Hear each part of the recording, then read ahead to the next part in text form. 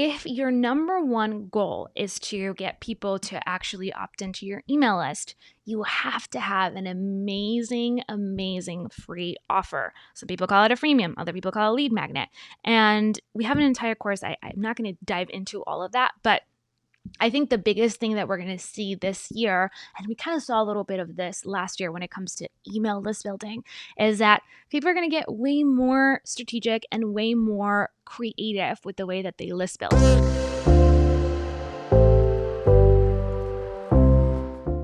She says, hi, I hope you are well. Happy Friday. How do you start from zero internet presence, all caps, zero internet presence to build a list? I've created landing pages, website, podcasts. I get clicks from platforms to video, then to landing page, but then it stops. Awesome. So great question, Carrie. I think one of the things that we would, first of all, I would recommend kind of going through our 90-day audience building plan. That's what it's designed to do. Kind of help you go from 0 to your first 1,000, 1 to 5,000 subscribers. And so is Carrie here? No, I don't think Carrie's here. I tagged her. Awesome. I was about to.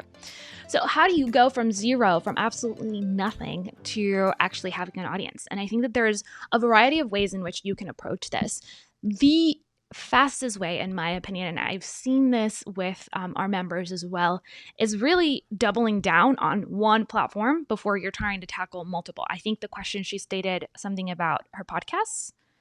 Did she mention any other place she's at? Yeah, she's got landing pages, website, podcast, and then she gets clicks from platforms and videos and all kinds. Yeah, so it sounds like she's doing quite a lot. Yeah. So what it looks like is you're having a push, right? You said you created landing pages, websites, podcasts. You get clicks from a platform to a video, then to a landing page, but then it stops. And so I'm not sure if you are really concerned necessarily about building a list, because you asked about building a list, or if you're concerned about your funnel having a stopping point where maybe they go all the way to the sales page, for example, and then actually, no, I think you mean, okay, now I understand the question. I'm sorry, guys. So Carrie, you're asking, how do you get people to opt in to your lead magnet?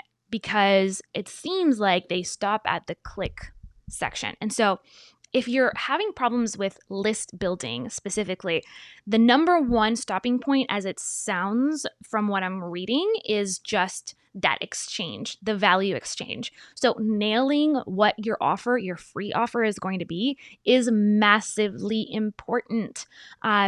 We have an entire course around this called The Perfect Lead Magnet. But one of the things that I would recommend is that you really do some research around the questions that people have. You gotta get inside your ideal client's mind, and that is easier said than done when you have no list. So I'll tell you what I did when I first started.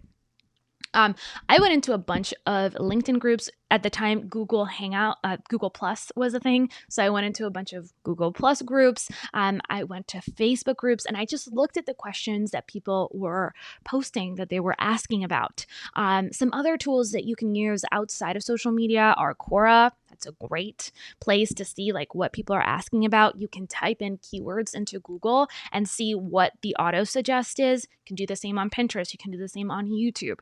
Get a basic idea for what topics people really care about. And so you might already have, it sounds like since you have a landing page, you already have a lead magnet.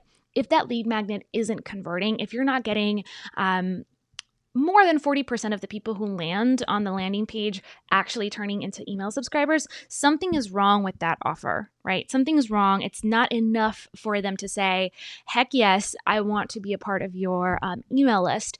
And that's harder and harder. You have to think about the competition right now. And you also have to think about the fact that people are getting so many emails these days. You got to give them something really, really good for them to actually feel like, okay, this is worth it. It's worth giving my personal contact details, because an email is very precious. Now, I will say something that I hope is encouraging to you. I was featured on I was doing a podcast interview last week, and was listening through a couple of the episodes. It was on email marketing, and once it's live, I'll send it to you guys because I think it was really helpful. But the host was actually talking about how every email subscriber on your list is worth 200 social media followers. So if you think about that, that's a massive exchange of value. That's massive in terms of kind of looking at the worth of social media followers versus an email subscriber. And so oftentimes we'll look at our email list and think, oh, I only have 100 people on my list. Well, 100 people times 200 social media followers, think about what that actually means, right? You actually have like the equivalence of 2,000 followers on social. And so 1,000, email list subscribers starts making, a big difference in your business. And you have to think about it that way. If your number one goal is to get people to actually opt into your email list, you have to have an amazing, amazing free offer. Some people call it a freemium, other people call it a lead magnet. And we have an entire course. I'm not going to dive into all of that, but I think the biggest thing that we're going to see this year, and we kind of saw a little bit of this last year when it comes to email list building, is that people are going to get way more strategic and way more creative with the way that they list build. So thinking beyond something like just a checklist or a template, can you do a giveaway, right? Can you do something that's like an event where you give away something that's very, very valuable to your audience and you have them opt into your email list, or you partner with other people who have larger audiences, right? You can find people on Instagram. You can find people through YouTube channels, influencers, people who have blogs or podcasts in your space, where you can reach out and say, hey, I have this cool giveaway. Would love to have your offer this also to your audience. Would you be willing to post, a couple times about it on your Instagram account? Or would you be willing to share this on your email list? Or how can I actually add value to your audience beyond this giveaway? Can I do a podcast interview? Can I come on your show? Can I come on your YouTube channel? Can we collaborate somehow? And so kind of doing that strategy can really work in terms of speed, which is what you're concerned about. I always reference one of our members, Brian Burney. He grew his list to 4,000 email subscribers in a matter of weeks because he did this strategy, and he outlines the entire strategy over on the forum. So if you just type in on the forum, email giveaway, you should see his post come up. It's also linked, I believe, in the Master Email Marketing course, so you can check that out. But I think giveaways are a huge deal. Another thing that's really hot is challenges. So if you can do a big live challenge, a big live event, that's also really amazing in terms of boosting your email list subscribers. And we've seen that with our launches, as well as when we have done giveaways in the past. It's a really great way to get a bunch of people to subscribe at once. And if you're starting with a small audience, you got to leverage other people. So build relationships with other people who can actually help you grow. And if you want to use Brian's strategy, you can totally check out how he started promoting his giveaway through a forum, and then just kind of the word spread. So highly recommend that strategy. I think it's super helpful and super relevant, especially this year, because your email list needs to be the number one thing that you tackle in 2021, in my opinion, because everything else is kind of changing around us. So website, traffic, blog, your own content, and then email list, you'll be good to go. Only quick thing I would add, and then let's move on to the next one, is have conversations with some potential prospective customers. I think one of the big challenges we make, specifically on online, and trust me, I am the most guilty of this than anybody. One of the things I did with my first business was I literally went out on the street, not even kidding you. I lived in a college town. I went out to the street and I interviewed my fellow students. I just asked them, I'm starting this company. This is what we're trying to do. It was a moving company. What would you pay? What would, have you used a company before? I literally and we recorded these conversations, I went with one of my employees, and we just interviewed probably 50 people.